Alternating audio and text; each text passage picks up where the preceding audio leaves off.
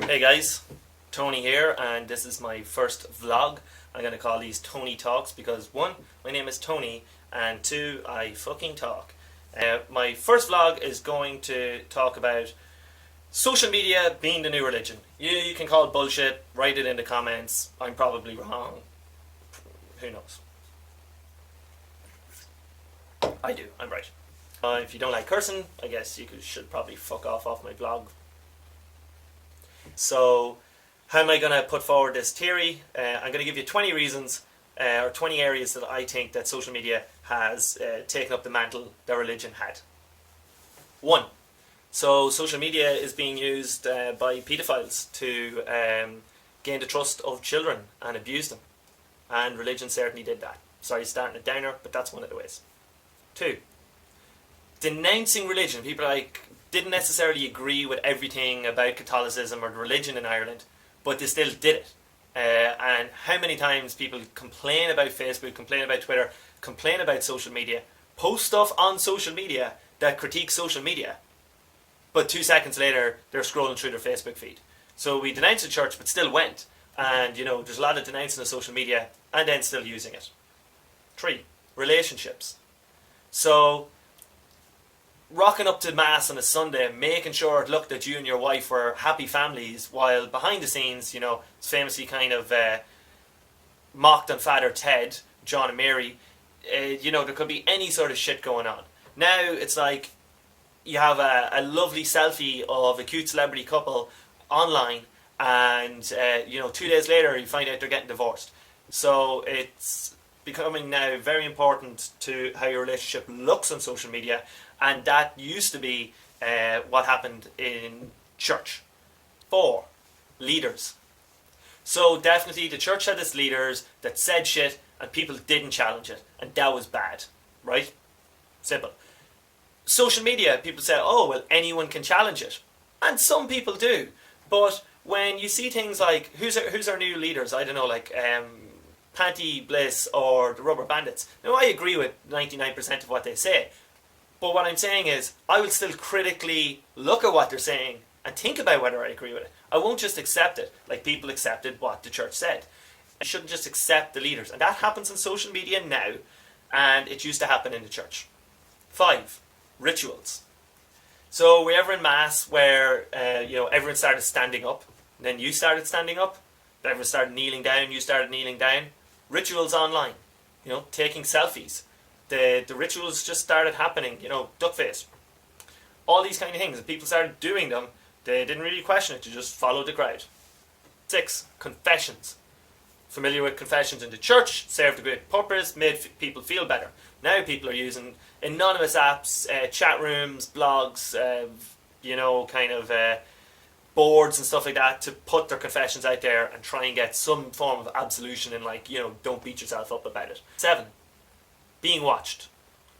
Okay, so today we're constantly feeling like our every action should be out there to be watched over, not necessarily judged. Don't want to get too much into that, but if I make a fucking sandwich, I might put it on my Snapchat story. Some people might want to fucking know whether I had a nice sandwich and made a tasty culinary treat for myself. A lot of people say that's incredibly narcissistic. Tony, why the fuck would anyone give a shit if you made a sandwich? That's very egotistical.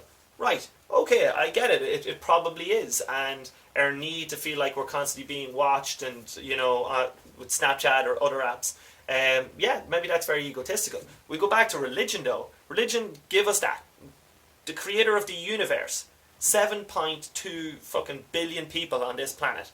And the creator of the universe, remember we're one planet in one solar system, in one galaxy, in one fucking, of a million universes, whatever, we're tiny. And he is watching me take a shit. And cares. When I have a wank. So, that's probably more narcissistic, the religion thing, than people wanting to know that I made a nice sandwich. But social media, feeling of being watched over all the time, religion used to give us that. 8. Sermons. So you went to church, the priest made a sermon, and you said this, thanks be to God, or whatever said, I forgot. Facebook, when you see a status and it's that long, there's the sermon. And sometimes you don't just like fully engage with it, you skim it, and then you hit like. It's kind of like standing up at the end of sermons I used to do. Mass wasn't really listening, but I said, thanks be to God or whatever was the right thing. So, Facebook, we get our sermons on there now. 9. Events. So, social media is where we find out about our events nowadays, very simply. And it used to be, if you went to a country mass like me, on the back of the parish bulletin, it'd be like Irish dancing at 7 o'clock in the community centre. Oh, Mary's turning 100, congratulations to John and Mary, 40 years, happily married. Let's all ignore the fact that he's an alcoholic. And he beats her. 10. Dating. So now a lot of relationships start online. I've dated people who I met on Facebook, Twitter, Instagram, Tinder, obviously. So a lot of people used to meet in the back of mass. In fact, that's on a lot of people's Tinder profiles, willing to say we met at the back of mass.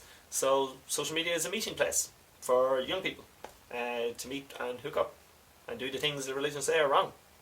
11. Showing off. So on Christmas Day we could pretend that Mass was all about Jesus' birthday and all of that shit, but it wasn't really. People used to rock up to Mass on Christmas Day to fucking brag. These are all the toys that I got. How fucking cool am I? What did Santa get you? Oh, isn't it weird that Santa always gives more presents to richer kids? What about social justice, Santa? Why'd you always give the poor kids shit presents? But best outfit, bragging about all your toys that you got, whatever, clothes, Walkmans.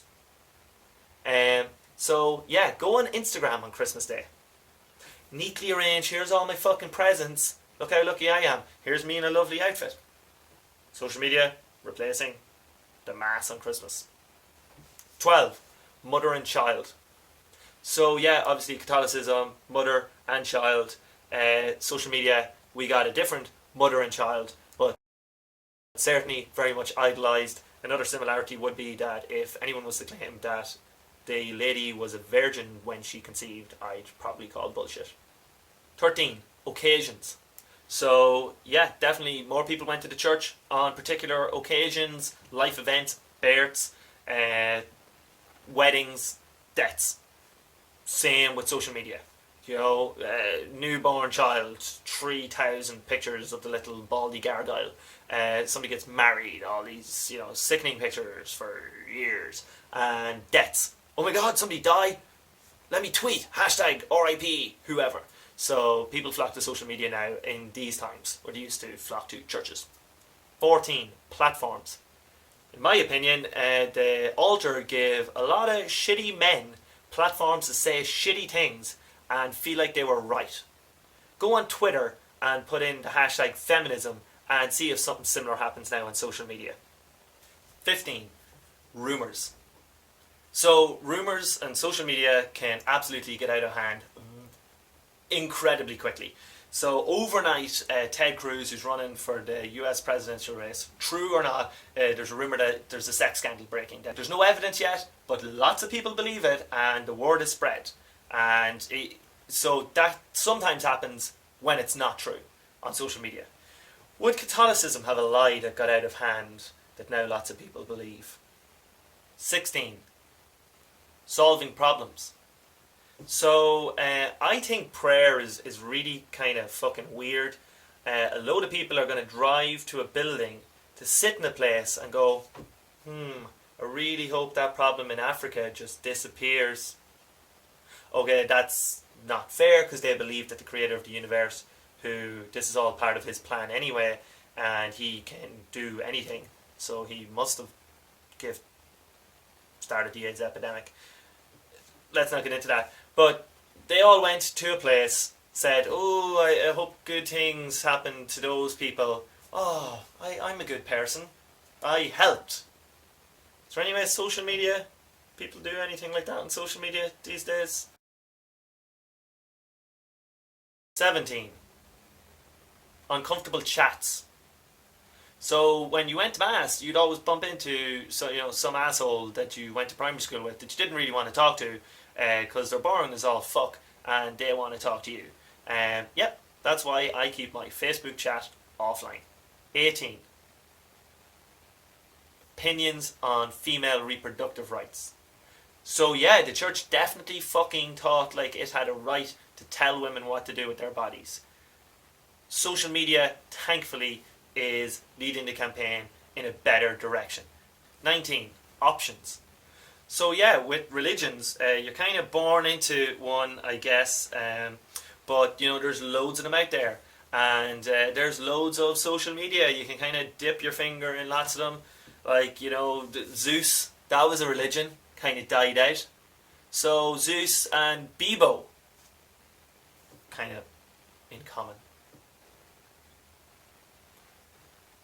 I'm at number 19, so might be clutching on straws a little bit. 20. Shame. Okay, so look, the church definitely made people ashamed of what they were fucking thinking, what was going on, how they dressed, all of that. Social media does the same thing, but for example, people are now on Instagram looking at doctored images of other people's bodies, feeling ashamed of themselves. It's one of the more negative sides of social media, that we berate ourselves as not worthy online in comparison with other people. And I guess whether it was looking at the other family at Mass and how perfect they looked, how well dressed they were, to now looking at celebrities or even like people you went to school with and comparing your life to their image and feeling ashamed or not worthy. That unfortunately is another comparison that social media is replacing. So that's 20 reasons. Please fucking disagree in the comments if you want. And remember, one subscription equals one prayer.